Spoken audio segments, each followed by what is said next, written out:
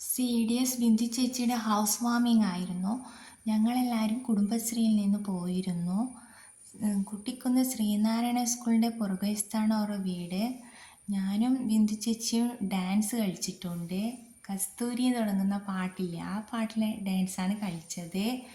പിന്നെ അത് കളിച്ചതിന് ശേഷമാണ് ഞാൻ അവരുമായിട്ട് നല്ല അടുപ്പായത്. പിന്നെ ഇത് കുടുംബശ്രീയിലെ പിന്നെ ജ്യോതി ചേച്ചി, അവരാണ് ഞങ്ങളുടെ സെക്രട്ടറി. അവരുടെ മോളും പിന്നെ നിഷേച്ചി, സീനേച്ചി, നമ്മളെല്ലാവരും ഒന്നിച്ചാണ് പോയത്. നടന്നിട്ടാണ് പോയത്. വീടിനടുത്തായതുകൊണ്ട് വണ്ടിയൊന്നും പിടിച്ചില്ല.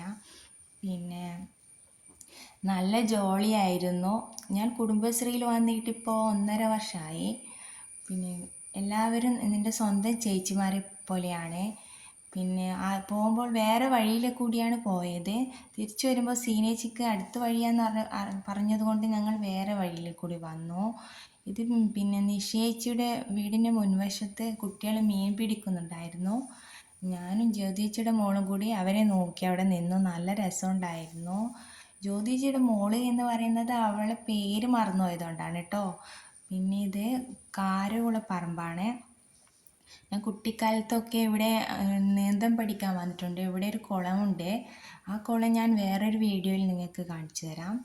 പിന്നെ അതിനുശേഷം രാത്രിയായപ്പോൾ എൻ്റെ ഭർത്താവിൻ്റെ കൂട്ടുകാരൻ്റെ റിസപ്ഷൻ ഉണ്ടായിരുന്നു. രാമപുരം അമ്പലത്തിൽ നിന്നായിരുന്നു കല്യാണം. രാമപുരം എൻ്റെ വീടിനടുത്താണ്. ഇതാണ്